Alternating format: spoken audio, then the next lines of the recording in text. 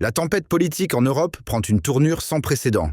Tandis que Bruxelles tente de renforcer son autorité sur les États membres récalcitrants, Budapest riposte avec une action judiciaire retentissante. Viktor Orban, déterminé à défendre la souveraineté de la Hongrie, a porté plainte contre Emmanuel Macron qui l'accuse de saboter l'indépendance énergétique du pays. Cette initiative fracassante n'est pas qu'une réponse symbolique, elle redessine les lignes de fracture au sein de l'Union européenne. Alors que Paris cherche à punir Budapest avec des sanctions économiques et un isolement diplomatique, le gouvernement hongrois choisit la contre-attaque juridique. Les institutions européennes, pourtant habituées à imposer leurs décisions sans contestation majeure, se retrouvent confrontées à une opposition frontale. Et dans cette nouvelle ère de tension, une vérité émerge, le modèle centralisé de Bruxelles vacille face aux aspirations nationales des peuples. Cette offensive judiciaire ne se limite pas à une bataille symbolique. Elle redéfinit les rapports de force au sein de l'UE et ouvre un précédent pour tous les États membres lassés des diktats de Bruxelles. Les analystes y voient une stratégie soigneusement élaborée par Budapest remettre en question l'ordre technocratique, raviver l'idée de souveraineté populaire et poser la Hongrie comme alternative politique aux grandes capitales ouest-européennes. Deux interrogations majeures agitent désormais les couloirs du pouvoir. Pourquoi Paris a-t-il choisi l'affrontement frontal avec Budapest? Et jusqu'où Viktor Orban est-il prêt à aller pour défendre son modèle? La réponse remonte à une conviction profonde du Premier ministre hongrois, la nation doit passer avant les intérêts supranationaux. Et c'est cette ligne rouge franchie par Macron qui a déclenché la contre-attaque. Dans ses discours, Viktor Orban aime rappeler que l'histoire n'appartient pas à ceux qui crient le plus fort, mais à ceux qui tiennent le cap malgré la tempête. Et aujourd'hui, c'est la Hongrie, petit pays sans accès à la mer, qui dicte le tempo face aux mastodontes européens.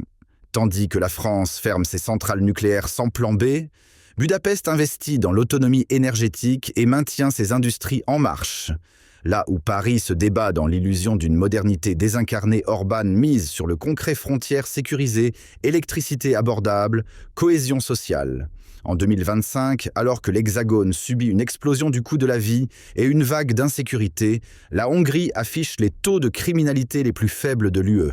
C'est ce contraste brutal qui fait grincer Bruxelles et qui transforme Orban en symbole de résistance bien au-delà de ses frontières. Mais cette confrontation ne se limite pas au discours ni aux symboles. Elle expose les failles concrètes d'un modèle européen en perte de contrôle.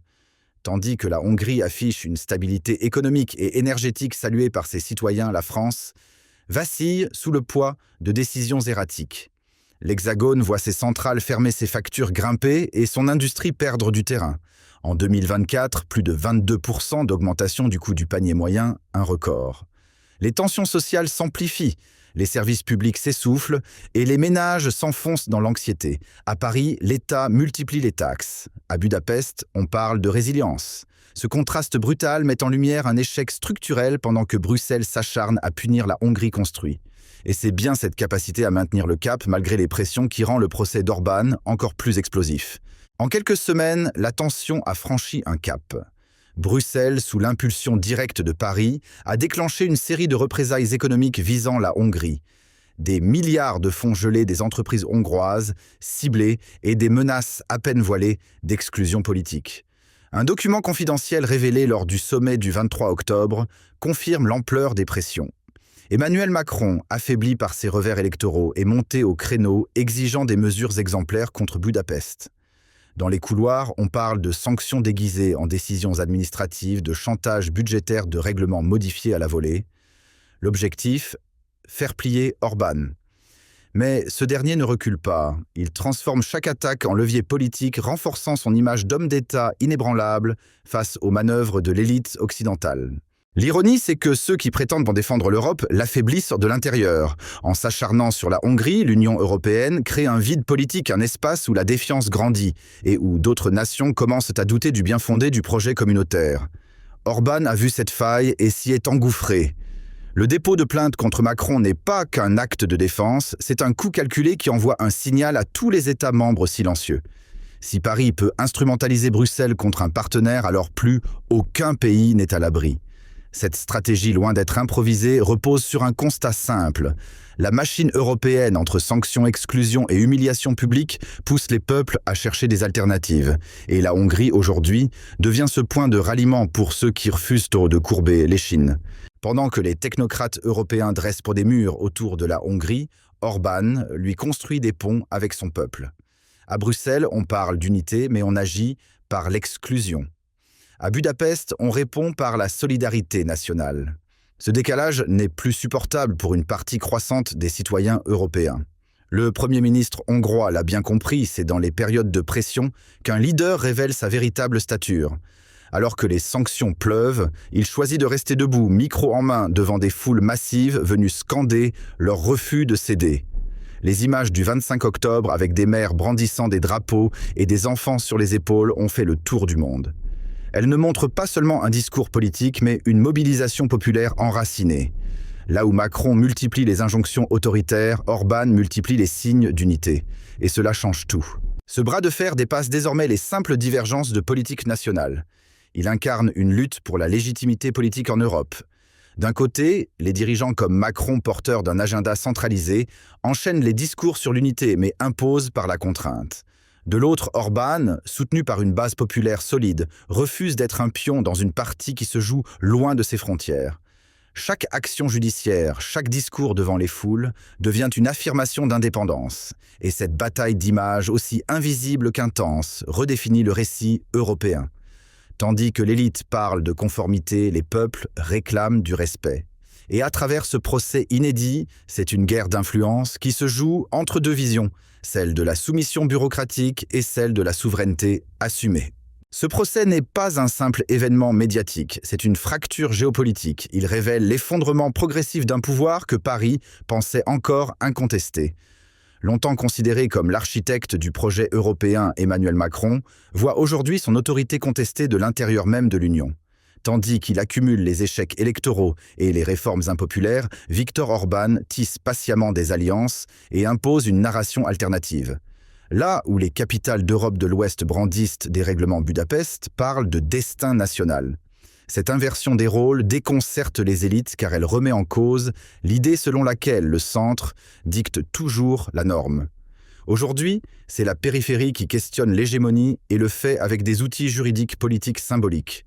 L'onde de choc ne fait que commencer. Ce qui se joue aujourd'hui entre Paris et Budapest dépasse les frontières de la politique intérieure. C'est l'équilibre même de l'Union européenne qui est remis en question. Car si un seul État ose contester l'autorité centrale, cela suffit à faire vaciller tout l'édifice. Et c'est précisément ce que Viktor Orbán est en train d'orchestrer. Il transforme la Hongrie en vitrine d'un autre modèle possible, basé sur la stabilité sociale, la sécurité énergétique et la défense de l'identité nationale. Ce projet ne se contente pas d'exister, il séduit. De plus en plus de pays observent avec intérêt cette voie alternative, là où Bruxelles échoue à proposer autre chose qu'un agenda uniforme. La dynamique enclenchée à Budapest pourrait bien résonner ailleurs, à Varsovie, à Bratislava, voire au-delà. L'impact du procès dépasse le juridique. Il s'agit désormais d'un tournant stratégique pour toute une partie du continent. À Budapest, les rues vibrent d'une énergie nouvelle. Les discours d'Orbán ne restent pas lettre morte, ils s'incarnent dans des politiques concrètes, dans des choix assumés et des résultats tangibles. Pendant que Paris étouffe sous la pression fiscale, que les PME ferment les unes après les autres et que les jeunes fuient un système sans espoir, la Hongrie investit dans la jeunesse, dans l'industrie locale, dans la production nationale. Ce n'est pas qu'un modèle théorique, c'est une réalité économique observable. Le gouvernement soutient activement les familles, stabilise les prix de l'énergie, refuse les diktats extérieurs. Et cela se voit, les entreprises tournent, les rues sont sûres, les écoles fonctionnent. Loin des promesses creuses, la Hongrie avance lentement, mais sûrement sur un chemin de souveraineté active. Ce sont ces résultats que Macron redoute, car ils exposent l'échec de son propre modèle. Ce que Paris tente de détruire à coups de sanctions Budapest le construit pierre par pierre. La stratégie d'Orbán ne se limite pas à résister, elle vise à bâtir un modèle autonome enraciné dans la compétence et la transmission. Des écoles techniques sont ouvertes, des formations ciblées sont mises en place et la jeunesse hongroise est encouragée à s'approprier les métiers de demain. Loin du modèle français qui multiplie les impôts tout en fermant ses usines, la Hongrie forme sa relève, redonne de la valeur au travail manuel et renforce ses infrastructures locales. Ce n'est pas un hasard si l'économie hongroise encaisse mieux les chocs. Elle est structurée, portée par une vision claire: produire localement, protéger les familles et ne dépendre de personne. Cette approche dérange Bruxelles car elle fonctionne. Et quand un exemple fonctionne, il inspire. Et quand il inspire, il devient dangereux pour l'ordre établi. Mais le point de rupture le plus profond, c'est sans doute celui de la souveraineté énergétique. Tandis que la France s'enlise dans sa dépendance au gaz liquéfié américain et ferme ses propres centrales, la Hongrie, elle sécurise ses accès, diversifie ses sources et refuse les injonctions idéologiques de Bruxelles. Orban l'a martelé: comment parler de diversification quand un seul pipeline reste ouvert? Ce n'est pas de la transition, c'est de la soumission déguisée. Et c'est là tout le cœur du conflit. L'Union européenne prétend défendre l'environnement, mais sacrifie l'indépendance énergétique de ses membres pour des décisions prises derrière des portes closes. En osant dire non, la Hongrie rappelle une vérité que d'autres n'osent plus prononcer: sans maîtrise de son énergie, un pays n'a pas d'avenir. Et c'est cette insoumission que Macron veut faire taire. D'où le procès, d'où la panique à Bruxelles, d'où la fracture qui s'élargit de jour en jour. Ce que la Hongrie démontre aujourd'hui, c'est qu'un petit pays au cœur de l'Europe peut perturber les certitudes établies. Alors que les grandes puissances de l'Ouest misent sur l'uniformisation des politiques et l'effacement des spécificités nationales, Budapest choisit de tracer sa propre voie. Et ce modèle, loin d'être isolé, trouve écho ailleurs, en Slovaquie, en Italie, en Autriche, partout où les peuples réclament plus d'écoute et moins de dictats. L'effet domino est enclenché. Là où l'on pensait la résistance marginale, elle devient structurée. Ce n'est plus un simple bras de fer entre deux chefs d'État. C'est un courant de fond qui traverse tout un continent. Et si la Hongrie tient tête aujourd'hui, ce n'est peut-être qu'un prélude. Car ce que Viktor Orban a commencé avec un procès pourrait devenir un mouvement, un appel à la reconquête des souverainetés perdues. Mais cette montée en puissance hongroise n'est pas sans provoquer des fractures internes au sein même de l'Union. Car en coulisses, plusieurs États membres commencent à questionner le bien-fondé de l'approche punitive dictée par Bruxelles. Pourquoi un pays qui protège ses frontières, soutient ses familles et propose une énergie abordable devrait-il être sanctionné? Le procès lancé par Orban met chacun face à ses contradictions. Certains gouvernements encore hésitants redoutent l'effet de contagion. Ils savent que s'ils restent silencieux aujourd'hui, demain, ils pourraient eux aussi être ciblés pour avoir défendu leurs intérêts nationaux. Macron, en poussant trop loin la confrontation, pourrait bien avoir déclenché une crise d'unité qu'il ne pourra plus contrôler. Et si la Hongrie tient bon, d'autres suivront. Ce climat d'exclusion orchestré depuis Bruxelles agit désormais comme un signal d'alerte pour les autres nations de l'Union. Le message est limpide: quiconque ose s'opposer à la ligne idéologique dominante sera mis au banc. Et cette méthode ne repose plus sur le dialogue, mais sur la menace suppression, de fond campagne médiatique, isolement diplomatique. Orban l'a compris très tôt et c'est précisément pourquoi il a décidé de passer à l'offensive juridique. Car si la Hongrie se laisse faire, d'autres suivront. Ce procès, bien au-delà de son enjeu symbolique, représente donc un bouclier pas seulement pour Budapest, mais pour toutes les capitales européennes qui commencent à douter. Macron pensait pouvoir intimider. Il se retrouve désormais face à une dynamique qu'il ne maîtrise plus. Et chaque jour qui passe renforce la légitimité de l'acte hongrois. Ce bras de fer judiciaire n'est pas un simple différend entre deux gouvernements. C'est un test grandeur nature qui impose le cadre du jeu politique européen. Et surtout, jusqu'où peut-on aller pour défendre sa souveraineté sans être réduit au silence? La Hongrie ne joue pas seulement sa place dans l'Union, elle défend une vision du continent où chaque État conserve le droit de tracer sa propre voie. Orban ne demande ni faveur ni privilège. Il exige une chose simple, le respect des équilibres. Mais en face, Paris et Bruxelles ne proposent que des règles à sens unique. Ce déséquilibre est devenu insupportable pour de nombreux peuples. Le procès engagé n'est donc pas l'affaire d'un seul pays. C'est l'écho d'un malaise plus profond, celui d'une Europe où les plus petits n'ont plus voix au chapitre à moins de se révolter. En parallèle du choc politique provoqué par la plainte d'Orban, un autre front s'ouvre, celui de la bataille des récits. Car, au-delà des alliances économiques, c'est aussi une guerre culturelle qui fait rage en Europe. Le modèle français, longtemps exporté comme référence, se heurte aujourd'hui à une montée de contre-modèles. Et la Hongrie, en rompant les codes établis, devient, malgré elle, le symbole d'un renversement d'influence. Là où jadis Paris dictait le tempo idéologique, ce sont désormais des capitales comme Budapest ou Varsovie qui imposent des récits alternatifs. Ce phénomène dépasse les chiffres du commerce ou les traités, il transforme les mentalités. Dans les rues de Berlin, les slogans qui hier défendaient l'unité européenne se mêlent désormais à ceux qui réclament un rééquilibrage. C'est une recomposition profonde de l'imaginaire politique continental. Dans les coulisses de cette crise diplomatique entre Budapest et Paris, un autre enjeu fondamental se dessine, celui de l'influence durable à travers les modèles de société.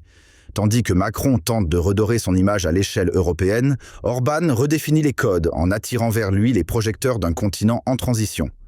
Le bras de fer engagé ne se joue pas seulement dans les palais de justice, mais aussi dans les imaginaires collectifs. Car chaque posture, chaque attaque, chaque mot lancé publiquement devient une pièce maîtresse sur l'échiquier stratégique. À Berlin, cette tension idéologique enflamme les débats, jusque dans les cafés populaires, où l'on discute davantage des enjeux de souveraineté et de leadership européen que de la météo. L'affaire judiciaire d'Orbán prend alors une dimension quasi symbolique, elle cristallise le sentiment diffus d'un renversement de l'ordre établi. Et dans cet affrontement à haute intensité, ce n'est pas uniquement la Hongrie qui défie la France, mais toute une vision alternative du rôle des nations en Europe. Là où certains voient une provocation, d'autres y lisent dès la naissance d'un contre-pouvoir légitime. Contre-pouvoir